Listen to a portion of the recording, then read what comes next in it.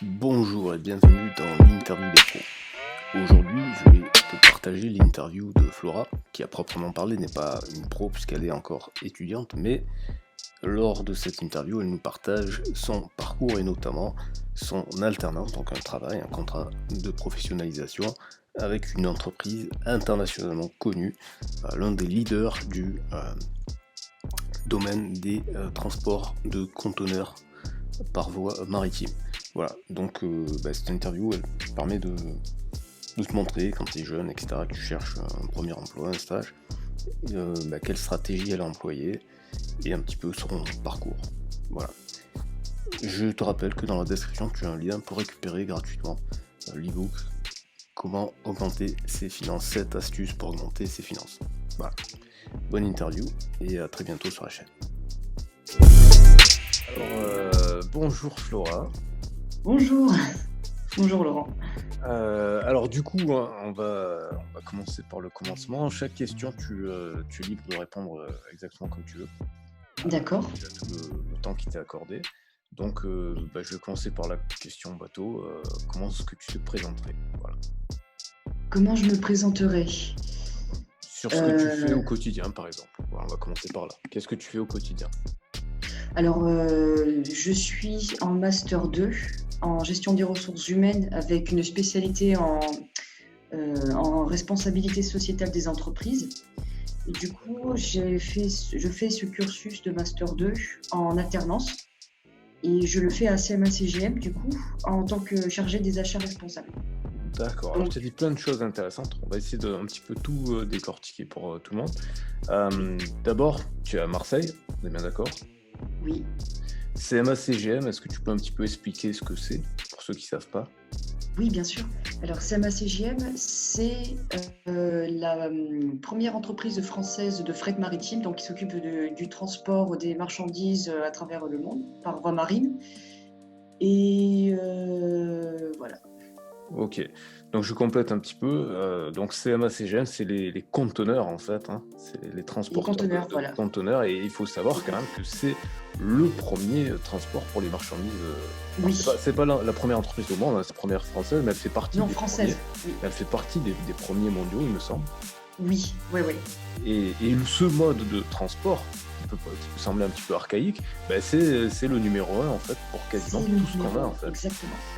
Malgré les avions, etc., le bateau reste le moyen de transport le plus économique et malheureusement aussi le plus polluant. Le plus polluant, exactement. Mais on reviendra peut-être là-dessus plus tard. Ok, donc toi, on va revenir du coup un petit peu en arrière. Tu es donc à la fac de Aix-Marseille, à Marseille ou à Aix? À Marseille, à la faculté d'économie de gestion. À Colbert, donc. Non, c'est dans le site Îlot-du-Bois, ça s'appelle. D'accord. Ouais, ça a été un petit peu déplacé. Oui, ça a été déplacé, oui. Ok, d'accord. Ok. Bon, ça c'était pas précision pour les Marseillais qui connaissent, sinon les autres venaient à Marseille, vous verrez. Et donc du coup, est-ce que toi t'es né à Marseille ou est-ce que t'es venu pour faire les études à la base, je suis d'un petit village qui est à 30 km de Marseille, qui s'appelle Coudoux. Mais après mes études, ma licence, je l'ai faite à Lyon. Et mon master, je suis titulaire déjà d'un premier master 2 que j'ai fait à Aix-en-Provence. Et là, du coup, la RSE, c'est juste une année de master 2 que je fais à Marseille. D'accord. Et le master 2 que tu as fait à Aix, c'était sur quoi? Langues étrangères appliquées. Ah, très intéressant ça. Oui, avec une spécialité en management de projets humanitaires, culturels et développement durable. D'accord. Et du coup, c'est quoi tes langues favorites? L'anglais et l'allemand. D'accord. Okay. Voilà, c'est vraiment les deux langues dans lesquelles je suis spécialisée. Ok. Tu avais accès à une troisième langue ou pas du tout? À la fac, non, malheureusement. Mais au lycée, j'avais entamé une troisième langue et en licence, là où j'étais, j'ai entamé encore une quatrième. D'accord. Et c'est quoi les troisième et quatrième que tu as testé? Et l'italien et le chinois. Ok. Et le chinois alors? Ni hui shui yi jiao zhongwen ma? Ok, Henrao. Ok. Et tu continues un peu ou c'était juste comme ça pour la curiosité? J'ai voulu continuer quand je suis revenue à Aix-en-Provence, Mhm. mais malheureusement, enfin, il fallait continuer à travers un laboratoire qui s'appelle le Lansad, et c'était pas possible, ça correspondait pas à mes horaires de cours en fait. D'accord. Et Ce qui donc, est vraiment dommage. oui, c'est une très belle langue. Mais tu sais, avec YouTube, tu peux t'entretenir. Sinon, il y a des applications. Il y a des applications. Je crois que le chinois est sur Duolingo maintenant. Il me semble, oui. Oui, oui. Donc, tu as et sinon, il y a une excellente application qui s'appelle Language Drops. Je sais pas si elle est sur Android. Alors, oui, non, clairement, elle n'est pas sur Windows. ça, ça, j'imagine. Bon, on reviendra là-dessus plus tard. Ok, c'est cool. Donc voilà, donc en gros, tu du cru, et puis t'as un petit peu voyagé quand même, mine de rien, parce que t'es allé à Lyon, t'es allé à Aix, tout ça. Et donc, CMA CGR. Comment est-ce que tu as fait pour trouver ce stage? Alors, ils avaient fait passer une annonce en juillet. Oui, c'est ça, en juillet c'était sur Google Emploi. Ok, ah, je savais Donc même pas qu'il y avait un truc qui s'appelait Google Emploi. Ok, c'est tout nouveau, ils l'ont sorti cet été. En fait, Google Emploi recense toutes les offres d'emploi de tous les sites d'emploi, en fait. Voilà, ils concentrent. ok. Et je suis tombée sur cette offre. Du coup, j'ai postulé. Parce que j'avais déjà eu une expérience dans le cadre de mon stage de Master 2 en responsabilité sociétale des entreprises, et les missions que proposait CMA CGM, ça correspondait pile à ce que j'avais fait dans le cadre de ce stage. D'accord. Voilà. Donc ils m'ont fait passer un premier entretien, enfin un pré-entretien pour cerner vraiment mes compétences, tester mon niveau d'anglais. J'ai été acceptée, et la deuxième fois, ça a été un entretien réel, puisque la première fois, j'ai oublié de préciser que c'était par téléphone. Et D'accord. du coup, j'ai été convoquée à la tour, et ils m'ont fait passer l'entretien. Ils m'ont plus détaillé les missions, et ils ont essayé de voir quelles étaient mes compétences par rapport à ces missions. D'accord. Mais mon niveau de connaissance, évidemment. Ok. Et toi, tu as décidé de faire un deuxième master 2 parce que le premier, Oui. il t'avait pas suffi, ou parce que tu avais encore fin d'apprentissage, ou qu'est-ce Eh qui a bien, motivé ce choix? alors quand j'ai eu mon premier master, j'ai voulu travailler directement en RSE. Je n'ai pas trouvé de travail. Et D'accord. j'ai bénéficié de l'accompagnement de Pôle emploi qui s'appelle Un par un emploi.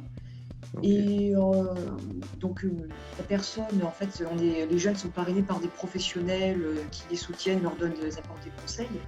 Et la dame qui m'a parrainée était une RH avec laquelle j'ai revu mon CV, et qui m'a dit, en fait, tu ne trouves pas de travail parce que tu n'es pas suffisamment axé dans la RSE, tu n'es pas suffisamment spécialisé. Donc elle m'a dit, à partir de là, il faut envisager une spécialisation en RSE.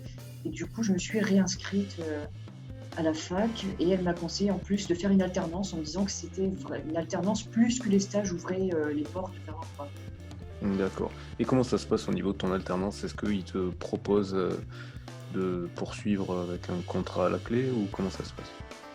Normalement, oui, ce sont des postes qui viennent de s'ouvrir, parce que maintenant, les grosses entreprises doivent répondre à des exigences en matière de compliance, en fait, la conformité, qui regroupe toutes les obligations réglementaires et légales nationales et là beaucoup plus nationales. Et du coup, en plus, il y a des grosses entreprises françaises qui se sont déjà fait épingler pour non-respect de ces lois, et du coup, CMA CGM développe des postes pour être en conformité avec ces lois. D'accord, donc il y a des lois en fait qui les forcent à employer des jeunes, quoi. Voilà. Ok. Bon. Oui, c'est un gros raccourci mis en CO pour que tout le monde comprenne. Ok. C'est cool. Et donc toi, quel est ton ressenti par rapport à cette expérience? Est-ce que ça correspond à tes attentes? Est-ce que c'est mieux? Est-ce que c'est moins bien? Comment ça se passe? C'était, en fait, ça a dépassé mes attentes, hein. C'est vraiment, les personnes avec lesquelles je travaille, la RSE, c'est pas leur spécialité. Elles n'y connaissent rien. Donc, du coup, dès le départ, en fait, elles m'ont expliqué, elles m'ont juste dit, on nous demande de vérifier ça, ça et ça, donc ça sera ton travail. Et après, elles me laissent en parfaite autonomie. Et c'est vraiment un poste à responsabilité, puisque c'est C'est moi qui évalue en quelque sorte le degré d'importance de chaque critère. Bon, après, je suis vraiment en relation avec d'autres services de CMA-CGM, puisqu'on a, sur certains points, je suis obligée de communiquer avec elles, mais ben voilà, ça reste vraiment un poste à responsabilité et enfin, mes collègues sont obligés de passer par moi pour valider un fournisseur. D'accord. Et du coup, ça veut dire que tu as du pouvoir. Donc, Oui, est-ce que ça, oui, après, est-ce que ça te plaît ou est-ce que ça te pèse? c'est les deux à la fois. Ça me plaît parce que j'aime quand même avoir des responsabilités, mais en même temps, ça me pèse parce que je me dis j'ai pas droit à l'erreur en fait. D'accord, oui, donc Ouais. ça introduit du stress, quoi. Voilà, en quelque sorte, ouais. Ok. Et niveau rémunération, comment ça se passe? Niveau rémunération, alors comme je suis en contrat d'apprentissage, normalement c'est 800. Alors la loi impose un minimum de 800 euros, D'accord, mais là avec les accords, les accords de la négociation, ouais, par la négociation collective, c'est 1300 net. d'accord. Et ça te permet, Alors, ce qui ça te, ça te permet de vivre, de louer un appart sur Marseille, tout ça? voilà, bah, c'est pas suffisant malheureusement quand même. Enfin, je dis que c'est énorme pour un apprenti. J'ai eu beaucoup de chance par rapport à d'autres personnes de ma classe qui ne sont payées que 800 euros. Donc, Oui, et après, 800 euros, c'est le loyer, et après, il reste de quoi eh, bouffer un petit peu, et puis voilà. Ok, mais ça me permet quand même de subvenir à mes besoins. Mais il faut dire la vérité, c'est qu'en fin de mois, j'ai plus rien. d'accord. Et tu aimerais avoir un revenu complémentaire?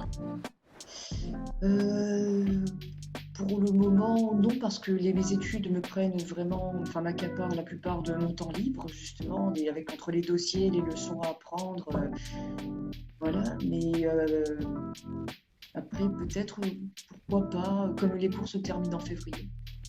Oui, après février, ouais. Tu as pensé déjà à donner des cours particuliers, par exemple, en langue, par exemple? Pourquoi pas, oui. Parce qu'en même temps, enfin, les langues, c'est ma passion. Donc, ouais, Surtout peut-être, que, oui, en anglais, surtout en que allemand. l'anglais et l'allemand sont des langues qui sont quand même beaucoup étudiées par les collégiens et lycéens. Donc, Oui, oui, ok. oui. D'accord, je te parle de ça parce que je suis en train d'essayer de monter une plateforme pour mettre en relation les demandeurs de cours et les proposeurs de cours. Donc, Ah, mais c'est super. Ouais. si j'ai des élèves en anglais ou en allemand, si tu me dis, tu me diras t'es disponible, on en parlera en off. Mais voilà. Enfin, j'en profite de l'interview pour le dire pour les gens qui sont intéressés, qui ont des compétences. Voilà, je recherche un petit peu tous les profils parce que c'est ça mon projet. Mais voilà, mais on en parlera en off parce qu'aujourd'hui c'est pas mon interview. D'accord, pas de souci. Ok, bon, donc si je résume un peu, t'as fait un premier master et t'as pas trouvé de taf, et hop, t'as été réactive tout de suite après pour faire un autre master, et là cette fois t'as un taf, et donc par contre ce que j'ai pas très bien compris, c'est est-ce qu'ils te proposent de t'embaucher à l'issue de ton stage d'apprentissage, ou je sais plus comment on appelle ça, l'alternance? Alors, ils me l'ont pas dit ouvertement. Je pense qu'ils attendent D'accord. vraiment de voir s'ils sont satisfaits de moi, quoi. Parce que là t'as commencé quand en fait? En septembre. D'accord. Ouais, donc ça fait 2 mois quoi. Oui. Ok. Et il y avait une période d'essai ou... Non, pas du tout. D'accord. Il n'y a pas de période. Non, je crois pas qu'il y ait de période d'essai en alternance, hein. D'accord. Non, non, il n'y en a pas. Ok. Ok, ok. Donc, ok, cool. Donc, tu as des responsabilités, mais ça introduit un peu de stress, ok. Et tu t'entends bien avec tes collègues?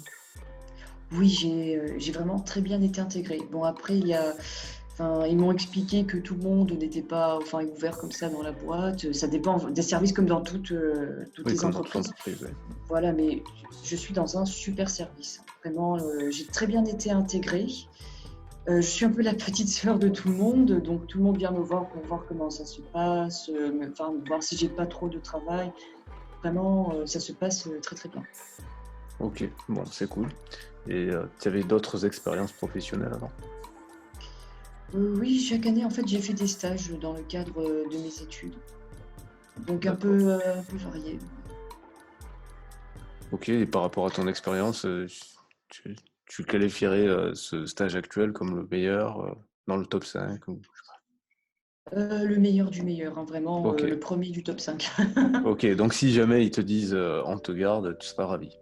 Ah oui, je dis oui direct, Carrément. vraiment. Ok, ok, ok. Et du coup, tu disais ils t'ont testé sur l'anglais, ça veut dire que tu t'en sers au quotidien?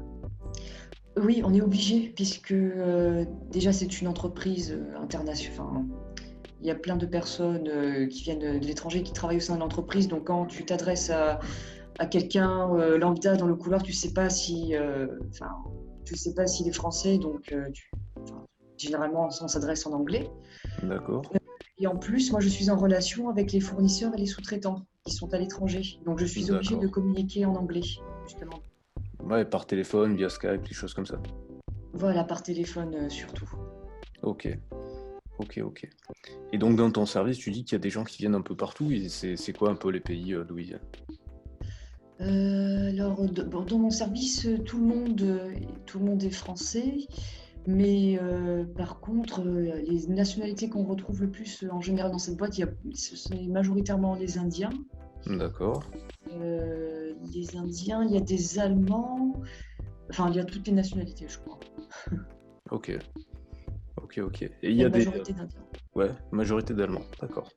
D'Indiens, D'Indiens, ok, oui. ok, ok. Et dans le cadre de ce travail, est-ce que tu vas être amené à voyager ou... Non, apparemment, non. J'ai posé la question et on m'a dit non, ce qui m'étonne quand D'accord. même. Ouais, peut-être non pour le stage, mais enfin pour le, je veux dire l'alternance, mais peut-être qu'après. Mais après, peut-être que oui, puisqu'en fait, c'est un exercice, enfin, c'est un travail d'audit en fait, hein, donc pour le moment, il faut se baser sur ce que disent les réponses apportées par les fournisseurs à travers un questionnaire, mais ça ne peut pas toujours prouver que ce qu'ils disent est vrai. Donc, Oui, donc des fois il faut aller je sur pense que place ça pour devrait être vérifier. limité. Et oui, oui, Voilà, faut aller vérifier sur place, ouais. Tout à oui. fait. Ok, ok. Et ouais, beaucoup d'Indiens, et au niveau de l'accent, ça va? Au niveau de l'accent, ça va, ça va. Puisque j'avais fait un stage en Inde, du coup, maintenant, j'ai eu le temps de m'y habituer. D'accord, ok. Mais, par contre, quand je suis au téléphone avec des fournisseurs des Émirats arabes unis notamment, Ouais, alors là, c'est une catastrophe. d'accord. Enfin, une catastrophe, faut bien tendre l'oreille. Ok, ok. Donc tu disais que tu étais allé en Inde. Ok, t'as voyagé. C'est quand que tu es parti en Inde? Il y a 5 ans, c'était dans le cadre de mon stage, enfin de mon deuxième année de licence. Ok, Et je l'avais fait 3 mois dans une ONG, une ONG indienne qui scolarisait des enfants des bidonvilles. Donc ok. l'école était gérée par l'ONG et moi je m'occupais en fait de tout ce qui est sponsoring et mécénat. Donc trouver des partenaires, donc des entreprises ou des particuliers qui pouvaient payer les frais de scolarité aux enfants. D'accord. Tu étais dans quelle région? Le nord, le Mumbai? L'état du Karnataka, dans le sud. Ok. Parce que je connais pas super bien la Karnataka. Ok, d'accord. C'est vers le Ceylan? C'est un grand état qui est, alors que je ne me trompe pas de direction, vers l'ouest. Ok, Et ouais, après, je ne suis pas bonne en géographie, mais il me semble qu'il y a une partie qui touche l'océan, oui. d'accord. L'océan Indien. Ok, ok. Ok, et comment je sais pas, c'était quoi? C'était genre la jungle ou tu étais Non, dans la j'étais ville en pleine plutôt? ville. Tu étais en pleine ville, d'accord. Ouais, Ouais, non, à donc, Bangalore, ça s'appelle. ah, Bangalore, d'accord. Ouais, je vois aussi, c'est pas très loin de Mumbai en fait. C'est... Alors, Mumbai, Ben, je Mumbai, sais pour te pas. dire, c'est là où il se passe le film. Comment il s'appelle déjà? Slumdog Millionnaire. Oui, Bah, il vient ouais. de Bangalore, le mec, dans le film. D'accord. Ouais. Donc c'est une des régions les plus pauvres de l'Inde, ouais. Ouais, clairement. Ça- Après, le nord est plus pauvre, à ce qui paraît. Non, non, c'est l'inverse. C'est l'inverse. C'est le sud qui est plus pauvre que le nord. Le nord, New D'accord. Delhi, tout ça, c'est là où il y a les riches, justement. C'est d'ailleurs un petit peu dans leur historique. Il y a un peu enfin, il y a un peu, il y a beaucoup de racisme en Inde au niveau des castes, etc. Ouais, Et ouais. c'est ceux du nord qui sont censés être les supérieurs et ceux du sud qui sont censés être les inférieurs. Donc c'est un peu comme ça. Ok, ok. Moi, quand j'y suis allé, ça m'a choqué, ça. Tu vois, les gens qui ont les maladies et la pauvreté Ah ouais, très ah extrême, c'est assez violent. ouais. Ouais. Ok, ok. Et sinon, t'as fait d'autres voyages? J'ai fait mon stage de Master 1 au Costa Rica. Ok, ouais, t'es Et abonné au PMA, toi, hein. PMA, pas pour le PMA, les pays les moins avancés, c'est ça que je voulais dire. Parce que Costa Rica, je crois qu'ils ont une dette qui fait 5 fois leur PIB ou un truc comme ça. je t'avoue que je sais pas, mais après, c'était pas les plus, ce sont pas les plus mal lotis quand même, hein. Ah ouais? Et ouais, ouais.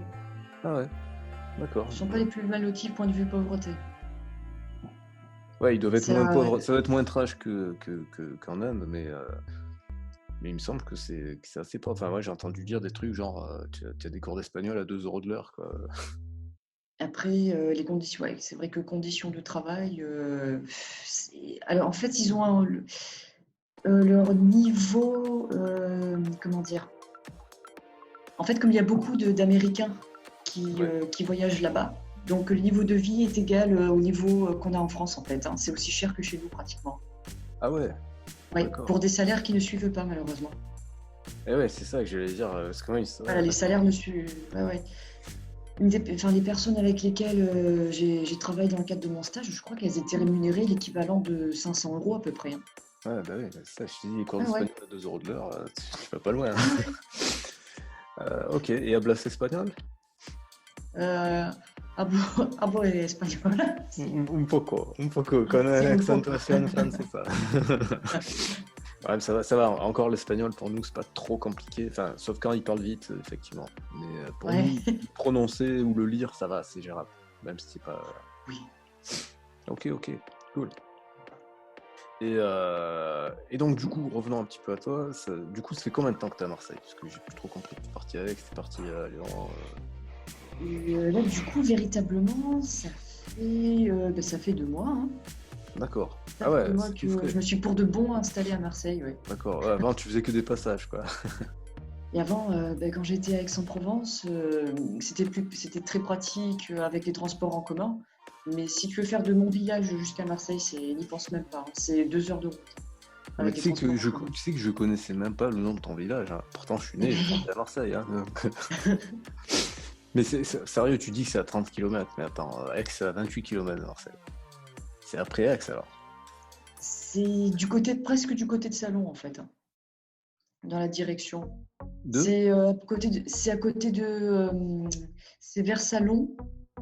À Euh, Salon de Provence, d'accord. Ouais, c'est à 20, ouais, je dirais un quart d'heure, 20 minutes de Salon de Provence. d'accord. Ouais, pourtant, dans le secteur, moi, je vois Arles, Un Avignon, quart d'heure de Vitrolles. Vitrolles, Vitrolles, peut-être? ouais, d'accord. Coudou, t'as dit que ça s'appelle. Oui. Ok. Bah, ouais, c'est hallucinant, je connaissais pas. Ok, bon, bah, c'est cool. Et genre, il y a combien d'habitants? C'est un tout petit village ou genre, il y a du monde un peu? Il y a de plus en plus de monde, mais quand j'y suis arrivée, je crois qu'il y avait, je sais plus, pas plus de 1000 habitants. Il y avait Ah pratiquement ouais, personne, d'accord, hein. ouais, il y a Mais là, il y personne, en ouais. a de plus en plus, hein. Il y en a de plus D'accord, en plus, je sais pas combien on est, mais bon. ok, ok, d'accord. Ok, c'est cool. Qu'est-ce que je voulais dire? Ouais, donc en gros, ta dynamique là, c'est de gérer ton intrusion dans CMA-CGM pour en faire partie pour de bon, quoi, en fait. Exactement. Donc, je mets Ok, le paquet. d'accord. Tu t'y vois faire carrière ou tu as d'autres ambitions personnelles? Non, plutôt d'autres ambitions personnelles. Enfin, non, C'est pas clair. non, j'attends. Non. Enfin, après, c'est vrai que j'avoue que j'ai pas trop réfléchi là-dessus. Ok. Et que je me concentre vraiment sur le premier objectif qui est. De transformer Enfin, l'essai. voilà, exactement. Ouais, je comprends, je comprends. Ouais, c'est un bon objectif, hein. Faut mieux être centré sur l'instant présent. Surtout si ça te convient bien, que tu as tout ce qu'il faut, tout ça. Ok, Exactement. c'est cool. Est-ce que tu as un message à faire passer ou je sais pas, ça sera un blog, une page personnelle ou je sais pas, j'en sais rien. Un message. Un message à faire passer aux, Ceux qui regarderont cette vidéo. Ça peut être pour présenter tes qualités professionnelles pour te faire embaucher, comme ça peut être un conseil pour les jeunes qui cherchent un stage ou un boulot. Ça peut être ce que tu veux. peut-être pour les jeunes qui cherchent un stage ou un boulot. Je sais que c'est vraiment très dur, surtout à l'heure actuelle. Donc je voulais juste leur dire, franchement, ne lâchez rien, vous allez réussir. Ah ouais, et Voilà. Google Emploi, hein, le super. Et Google Emploi, essayez de regarder sur Google Emploi. Google Emploi, on mettra les liens, etc. Est-ce que tu veux que les gens puissent te contacter ou pas? Sur LinkedIn, oui. LinkedIn, ok. Bah voilà. Sur LinkedIn, il n'y a pas de souci, oui. Bah écoutez les gens, vous avez entendu, vous savez ce qu'il vous reste à faire.